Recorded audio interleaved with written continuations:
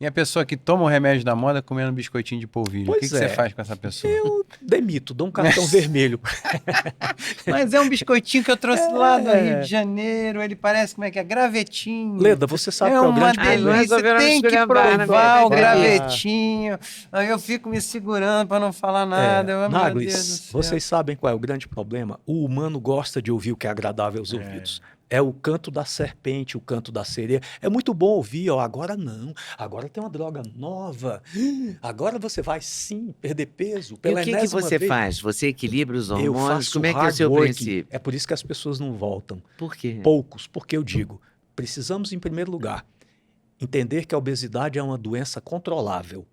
Você pode viver uma vida completamente normal, contanto que você se controle até o fim da sua vida. E as pessoas não têm essa visão. Elas acham que é só atingir o peso e está tudo ok. Vão reganhar. E para se manter no peso, em gordura, dentro dos limites fisiológicos, a base é essencial, equilibrar os hormônios. Eu não conheço uma única pessoa que esteja hoje em sobrepeso que não tenha desequilíbrio hormonal. Nenhuma. Então, a partir daí, reequilibrar os hormônios, promover um processo de reeducação alimentar. Você tem que aprender a comer, é essencial. Você tem que se exercitar da maneira correta, porque o exercício mantém um gasto calórico elevado. A musculação, o exercício resistido, faz com que você ganhe músculos. E quanto mais músculos eu tenho, mais energia eu vou gastar. Então, a melhor forma de voltar a não ter ganho de gordura é ter músculos. E ter bons estilos de vida, ter a mente correta e dormir certo. Só que as pessoas, quando recebem essa lista de instruções, eles dizem, poxa, não vou fazer. É muito mais fácil aplicar uma injeçãozinha na minha barriga do que estar fazendo esse monte de coisa que esse médico meio esquisito aí está propondo. Então, as pessoas não voltam. As pessoas querem ouvir o que é agradável aos ouvidos. As pessoas não querem ouvir o Mas que você é tem uma preciso. clínica enorme. Hum? Então voltam pessoas. Você Voltam. atendia no Ceará e em São Paulo, agora você atende Agora só em só em São São Paulo. Paulo. E Voltam. ele está formando, já está quase, já formou uma filha médica É. e já está com a segunda filha estudando A medicina. caminho, né? São 4 filhas, né? Duas já estão nesse caminho e, graças a Deus, escolheram por a opção voluntária, né? Eu penso que não influenciei diretamente essas escolhas, é muito gratificante, né? E assim, a grande missão é tentar replicar esses conhecimentos com outros médicos, né? Então, nós temos há 22 anos uma empresa de ensino médico, que é o Grupo Longevidade Saudável.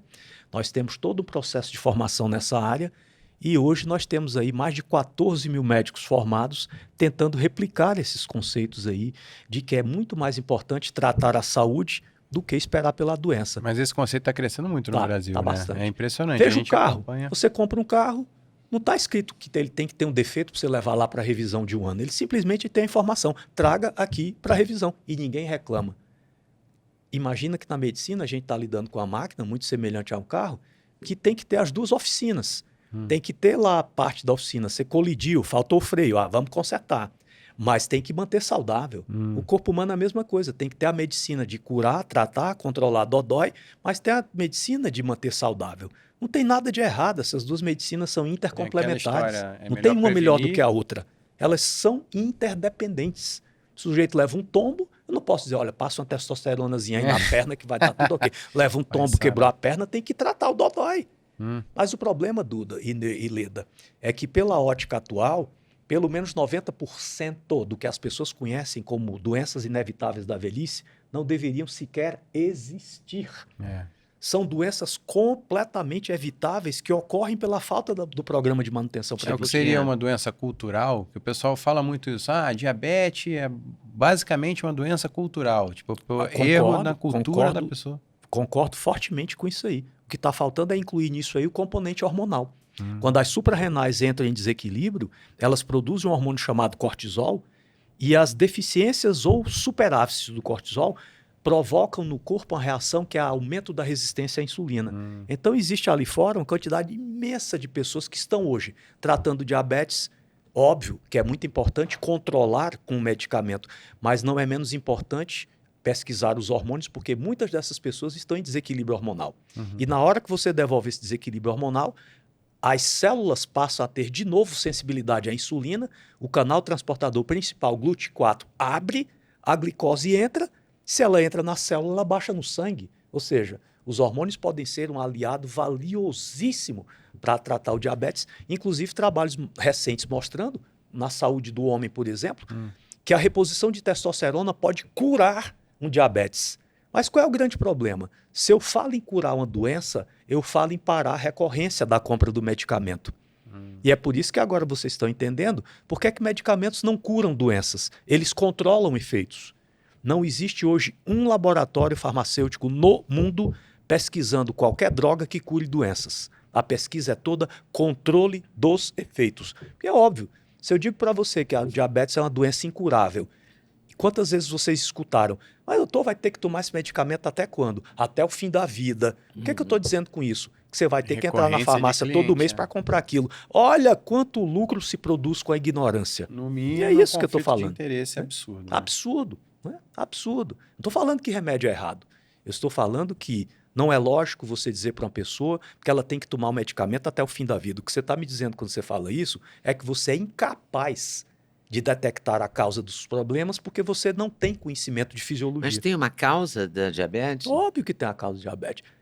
O diabetes é um problema metabólico gerado por, óbvio, alimentação errada, má qualidade do sono, desequilíbrios hormonais. E ninguém pesquisa hormônio. Ao contrário. Mas quando você vai fazer como chama? Hemograma os exames, completo, né? A glicemia. Isso tudo. Você faz. Eu fiz, acho que já mais umas 70 vezes na minha vida, tal de T3, T4, T3 livre, T4 livre. Eu sou campeã de fazer isso. Eu adoro fazer exame de sangue. Eu sou viciada, assim. De 6 em 6 meses eu faço um exame de sangue. Aí eu fico lá de madrugada olhando o resultado, né? Sabe aquele... Só para procurar sarna para se coçar. Só. E esses hormônios, quando você fala em hormônios, você fala em também. Progesterona, como é que chama? Estradiol, testosterona, T3 livre, T4 Eu estou falando de uma isso. orquestra, né? A orquestra hormonal humana é igual a uma orquestra de uma casa sinfônica. Você vai ter o maestro, que é o regente, chamado melatonina. É o hormônio mais importante produzido no corpo humano, é a molécula reguladora master. Depois da melatonina, você vai ter o hormônio D, que muita gente fala equivocadamente vitamina D, não é vitamina, é um hormônio esteroide que controla mais de 80 funções no corpo, controla o sistema imunológico. Depois você chega ali nas suprarrenais, o binômio tireoide-cortisol, T3-cortisol, e finalmente você vai chegar na linhagem esteroide. Testosterona, estradiol, progesterona. É uma hierarquia. Então, você vê essa hierarquia, olha para uma pessoa de pé. Lá em cima tem a glândula pineal, que produz melatonina. Ali embaixo tem o hipotálamo, que é um centro, ao mesmo tempo, produtor e regulador de hormônios. Hipófise, produtor e regulador de hormônios. Quem vem depois? Tireoide, olha só, ela está bem no meio, né? E a tireoide comanda as suprarrenais, comanda os testículos, comanda os ovários. Para que você tenha bons ovários e bons testículos, você tem que ter uma tireoide excepcional. Qual é o problema do laboratório? Eu vou estar procurando um elemento circulando no sangue que atua dentro de uma célula. É como se eu dissesse assim, Duda, nós estamos aqui dentro dessa sala e eu tenho certeza que ali na Alameda Campinas o trânsito está fluido. Mas como é que você pode dizer isso? Se é um outro ambiente. Não, mas eu estou em São Paulo, eu estou dentro do seu corpo, mas eu estou dosando o quê? Do sangue de retorno venoso, ou seja, uma coisa que já aconteceu. E é um meio, um veículo aonde os hormônios circulam. Mas onde é que é o palco? O palco de ação hormonal. Núcleo das células. E você acha mesmo que uma concentração de um elemento que está no sangue vai estar exatamente igual dentro do núcleo de uma célula? Óbvio que não. E o equívoco maior, por exemplo, nas dosagens de T3, T4, TSH, é você assumir que quando o TSH está acima de 4,5, você tem um hipotireoidismo, quando está abaixo disso, está tudo normal. Mas nem de longe. Porque existe uma relação entre a tireoide e as suprarrenais e o cortisol é o hormônio que controla a atividade do T3. Então, o que vai acontecer? Se você tem a desregulação das suprarrenais e não consegue produzir cortisol em níveis fisiológicos, o corpo não consegue reconhecer que está faltando T3 dentro das células. E como ele não reconhece, o TSH não sobe. A gente chama isso de hipotireoidismo sublaboratorial. Porque ele não aparece no laboratório. Mas se você pegar um termômetro e colocar na boca, você vai ver que a temperatura não atinge 36,3 graus centígrados. Porque o T3 é um hormônio que controla a termogênese e a calorigênese, ou seja, a produção regular de calor no corpo humano é controlada pelo T3, porque ele controla a quebra de ATP dentro das células. Então, o que vai acontecer? Quando você começa a gerar menos calor, porque o T3 começa a cair dentro das células, a sua temperatura baixa. Ou seja, a temperatura baixa pode me dizer com 10 ou 15 anos de antecedência que você não está com a tireoide legal e os exames de laboratório estão totalmente normais.